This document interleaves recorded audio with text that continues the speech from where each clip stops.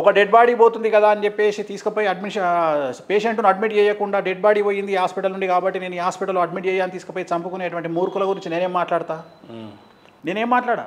నాకు అవసరం కూడా లేదు. రెండోది, ఆ రకంగా నాకు 4 రోజులు గ్యాప్ దొరికితే గోవాకో బ్యాంకాకో పోతా, ఎంజాయ్ చేస్తాను. నాకు ఫ్యామిలీ ఉంది కదా, నేను ఫ్యామిలీకి టైం ఇవ్వాలి కదా.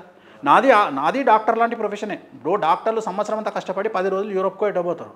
నా పరిస్థితి కూడా అట్లనే అయింది. సమంత నాగచైతన్య ఇన్సిడెంట్ తర్వాత 2017 నుండి నేను ఇంచుమించు నేను అంత బిజీగా ఉన్నా. సంవత్సరానికి ఒక 15-20 రోజులు కూడా దొరకనటువంటి పరిస్థితులు ఉన్నా. ఏదో మధ్యలో ట్రోలర్స్ పుణ్యమాని 4 రోజులు నాకు గ్యాప్ దొరుకుతుంది, పోతా ఎంజాయ్ చేసి వస్తా లైఫ్ను.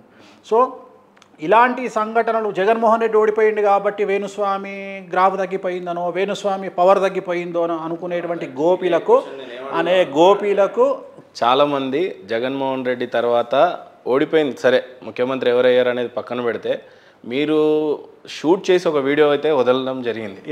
ఆ తర్వాత మీ గురించి అంతా ఏమనుకున్నారంటే వేణుస్వామి పని అయిపోయింది, ఇక భవిష్యత్తు గురించి కానీ జాతకాల గురించి ఇంకెప్పుడు చేయడమో, సెలబ్రిటీకి చెప్తే మాత్రమే ఆయన స్టాండర్డ్స్ ఆ లెవెల్లో ఉంటాయి, ఇక నుంచి నేను జాతకాలే చెప్పాను అన్న తర్వాత ఇంక అయిపోయిందేమో, జాతకాలే చెప్పాను ఇంకా తెలంగాణ భాషలో చెప్పాలంటే వేణుస్వామి దుకాణం బంద్ అయిపోయింది అన్నట్టు ట్రోల్ చేసి, వేణుస్వామి ప్రాణం పోతే వేణుస్వామి దుకాణం బంద్ అవుతుంది ఆపనంటారు.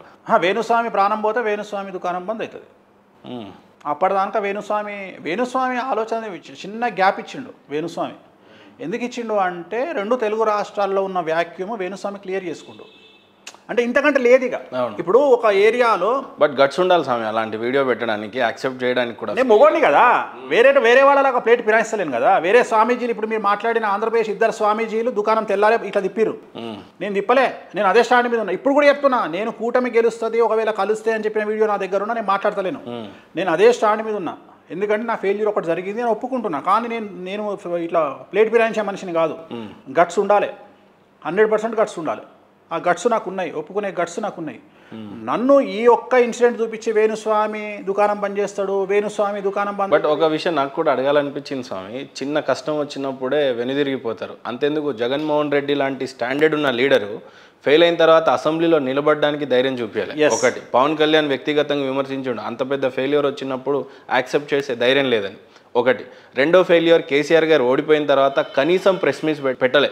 ఆయనకు ఎంతటి ధైర్యం, ఒక రాష్ట్రాన్ని తీసుకొచ్చే శక్తి ఉన్న కేసీఆర్ గారికి ఒక్క ప్రెస్ మీట్ పెట్టడానికి కూడా ఆ ఫెయిల్యూర్ యాక్సెప్ట్ చేయాలని.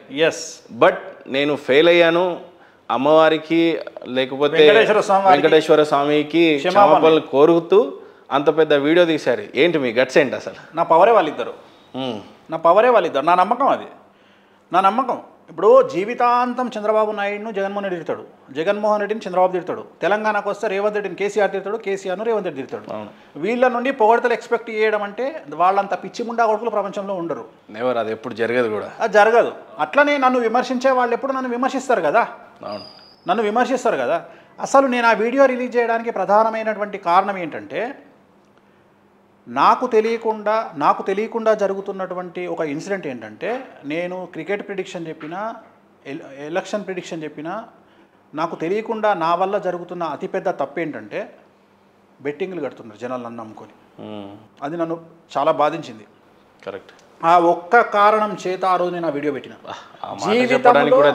జీవితంలో ఇక మీదట నేను ఇలాంటి ప్రిడిక్షన్స్ చెప్పను. ఎందుకంటే నన్ను నమ్ముకొని నాకు తెలియకుండా నేను పెట్టుమని ఎవరికి చెప్పట్లా. ఇంకొక ముఖ్యమైన విషయం చెప్తా, మీరు అబ్జర్వ్ చేసిరో లేదో, భారతదేశంలో తెలుగు రాష్ట్రాలలో టోటల్ ఎగ్జిట్ పోల్స్ ఫెయిల్ అయినాయి, సెఫాలజిస్టులు అందరూ ఫెయిల్ అయ్యారు. ఎవడి జోలికి రాని మీడియా, సోషల్ మీడియా వేణుస్వామి జోలికి వచ్చింది. అది వేణుస్వామి క్రెడిబిలిటీ, అది వేణుస్వామి స్ట్రెచర్, అది వేణుస్వామి బ్రాండ్. చాలా సర్వే కంపెనీస్ కూడా ఫెయిల్ అయిపోయాయి. మరి ఎందుకు వాళ్ళని మీరు విమర్శిస్తలేరు?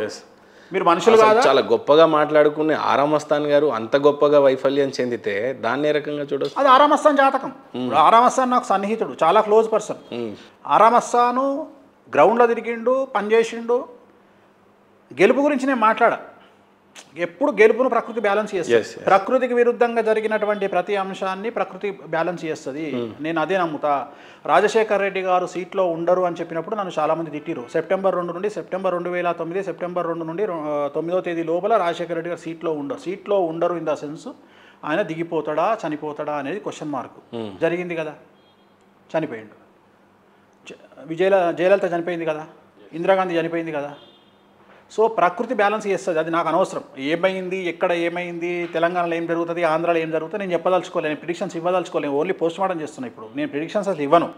బట్ ఏం జరుగుతుందో నాకు అనవసరం. కానీ రిజల్ట్ అయితే వచ్చిందా రాలేదా, ఒక ఆంధ్రప్రదేశ్లో ఒక సంచలనం జరిగిందా జరగలేదా? ఇంత టాప్ సెలబ్రిటీస్తోని మాట్లాడి వాళ్ళ జాతకాల గురించి చెప్పే ధైర్యం మీకున్న ఒక పక్క, చాలా చిన్న వ్యక్తి అన్వేష్ అనే వ్యక్తిని మీరు ఆ ముండా కొడుకు అది అని నేను అనలేదు. అది మన ఇంటర్వ్యూలో మిస్టేక్ జరిగింది. ఏంటంటే అది మన ఇంటర్వ్యూలో తను ఎవరు నన్ను ఇంటర్వ్యూ చేసింది కిషోర్, తన ప్రాబ్లం ఏమైందంటే నేను తిట్టింది ఎవరిని అనుకుంటారు ఆ రోజు, ఆస్ట్రేలియా మనిషిని తిట్టిన, అది మిస్టేక్ అయింది. అది నేను అసలు నాన్వేష్ అనే వ్యక్తి నాకు పరిచయం కూడా లేడండి పాపం. అయ్యో, ఆయన చాలా బాధ, నాకు తెలియదు ఆయన ఎవరో కూడా. వాస్తవంగా నాన్వేష్ అనే వ్యక్తి నాకు తెలియదు. ఈ మధ్యన ఎవరో నాన్వేష్తో పాటు ఇంకెవరో ఇద్దరు కొట్టుకుంటుంటే ఈ నాన్వేష్ ఎవరు అని చూసాను నేను.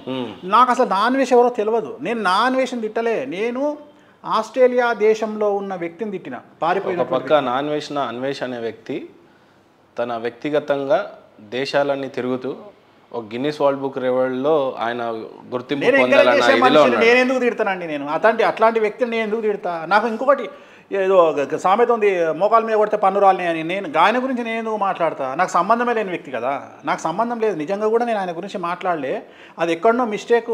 నేను మాట్లాడిన ప్రస్తావన ఎందుకు వచ్చింది నేను అందుకనే నేను ఇప్పుడు మీకు చెప్పదలుచుకున్న పాయింట్ నేను ఎందుకు ఆపేసిన అంటే, ఆ రోజు వీడియో ఆపడానికి గల కారణం ఏంటంటే నేను సెలబ్రిటీ జాతకాలు ఇవన్నీ చెప్పను అని ఎందుకు చెప్తున్నా అంటే, తెలంగాణ ఎన్నికలలో నేను మీకు చెప్పిన ఒక వీడియో ఉంది. తెలంగాణ ఎన్నికలలో మనం ఏం చెప్పినాం అంటే, చాలామంది తెలంగాణ ఎన్నికలలో వేణుస్వామి టీఆర్ఎస్ గెలుస్తుంది అని చెప్పిండు అని చెప్పేసి అన్నారు కదా.